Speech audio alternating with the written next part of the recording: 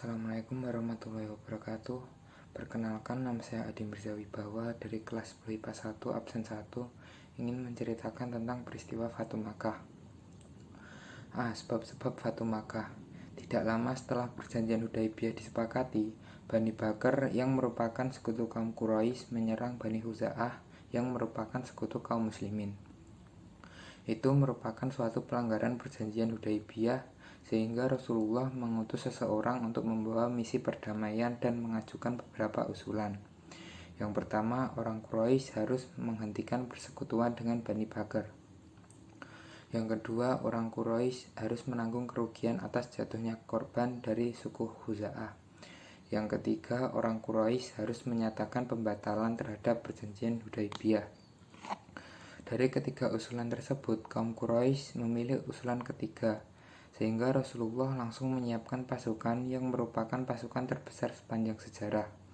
Melihat keseriusan Rasulullah, Abu Sufyan merasa menyepakati pembatalan Hudaibiyah merupakan suatu kesalahan.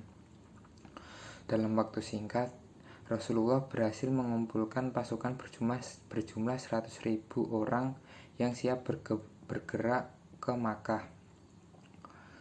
Rasulullah merahasiakan hal tersebut dari kaum Quraisy, tetapi berhasil diketahui oleh kaum Quraisy. Berita tersebut tersebar ketika seorang muhajirin bernama Hatib bin Abi Balta'ah mengirimkan kabar kepada keluarganya yang berada di Makkah melalui surat yang dibawa oleh seorang budak bernama Saroh.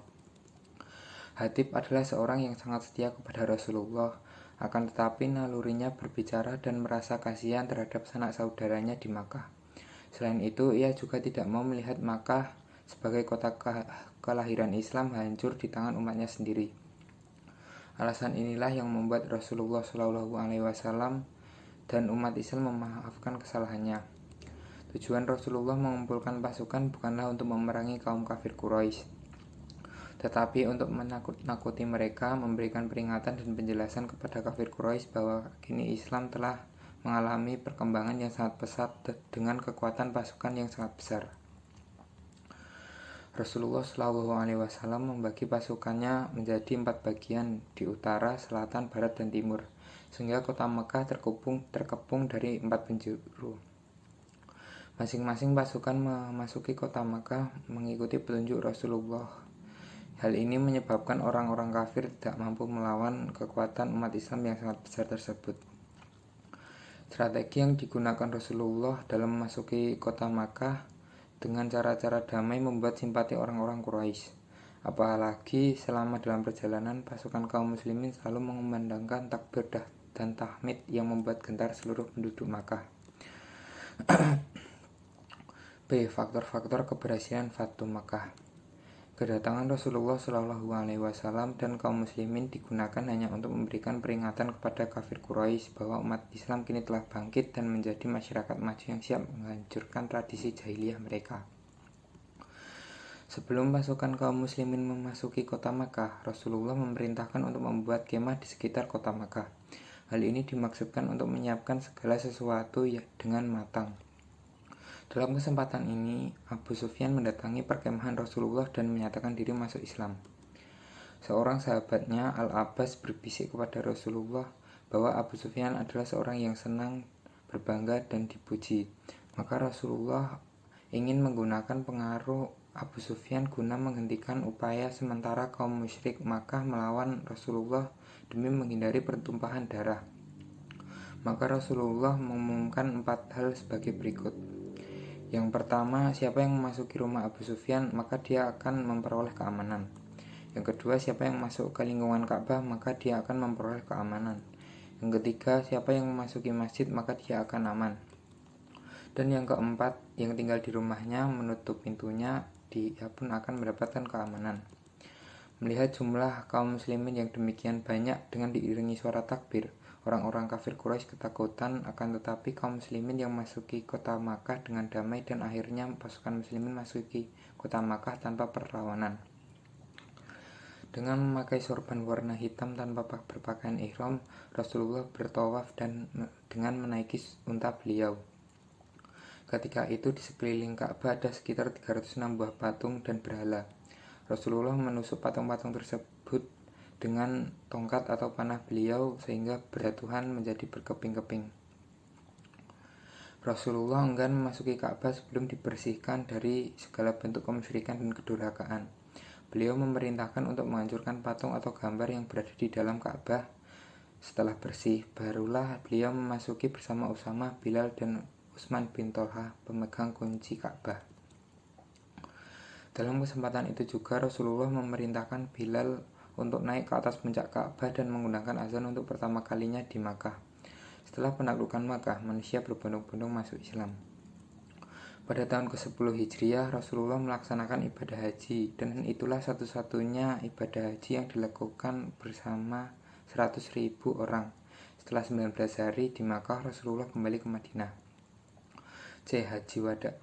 Haji Wada adalah haji yang dilakukan oleh Rasulullah SAW pada tahun 10 Hijriah.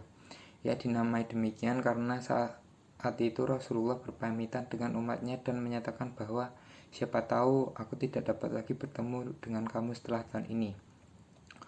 Pada hari Sabtu tanggal 25 Zulqa'dah tahun 10 Hijriah, setelah sholat zuhur 4 rakaat di Masjid Nabawi dan menyampaikan beberapa tuntunan berkaitan dengan ibadah haji, Rasulullah beserta rombongan berangkat menuju di Al-Hulaifah yang merupakan mikot penduduk Madinah.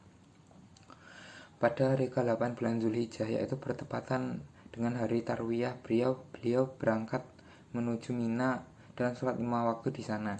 Pada paginya, beliau menetap sebentar sampai matahari terbit, kemudian melanjutkan perjalanan hingga sampai di Arafah dan menemukan tenda yang terpasang di Namiroh. Di perut lembah itu, sekitar 144.000 manusia berkumpul di sekitar beliau. Beliau pun bangkit dan berkhutbah untuk menyampaikan beberapa pesan dalam khutbahnya. Yang pertama, janganlah berlaku kasar dan aniaya kalian kepada semua manusia dan istri-istri mereka. Jangan menuntut balas pembunuhan di zaman jahiliyah dan jangan riba. Jangan pula saling membunuh dan jangan menjadi kafir sepeninggal beliau, dan berpeganglah pada kitab Allah dan sunnahnya supaya tidak tersesat. Sesungguhnya tidak ada nabi setelahku dan tidak ada umat baru setelah kalian. Hendaknya semua kaum muslimin saling bersaudara, tidak kelebihan satu kaum dengan satu lainnya kecuali ketakwaan. Tunaikanlah zakat kalian dengan lapang dada, berhajilah kalian di Baitullah, patuhilah pemimpin-pemimpin kalian, niscaya kalian akan masuk surga. Nama lain Haji Wada. Yang pertama, Hajat al-Islam, karena ini adalah haji Rasulullah yang pertama dan terakhir sesuai dengan tuntunan Islam, sebagaimana haji itu juga menjadi rujukan kaum muslimin dalam melaksanakan ibadah haji. Yang kedua, Hajat al-Balagh atau haji penyampaian, karena dalam khutbah Rasulullah ketika itu salah satu yang beliau tanyakan kepada jemaah adalah, apakah aku telah menyampaikan, yakni ajaran Islam. Jawaban ini beliau inginkan agar menjadi saksi di hari kemudian bahwa memang beliau telah menyampaikan ajaran. Yang ketiga, Hajat al-Tamam atau haji kesempurnaan, karena pada hari Arafah saat Rasulullah wukuf, turun penegasan Allah tentang kesempurnaan agama dan kecukupan nikmatnya melalui firman surat Al-Ma'idah ayat 3. Sekembalinya dari Haji Wada pada bulan Safar tahun 10 Hijriah, sekembalinya dari makam Baqi, Rasulullah singgah di rumah Aisyah radhiyallahu anhu.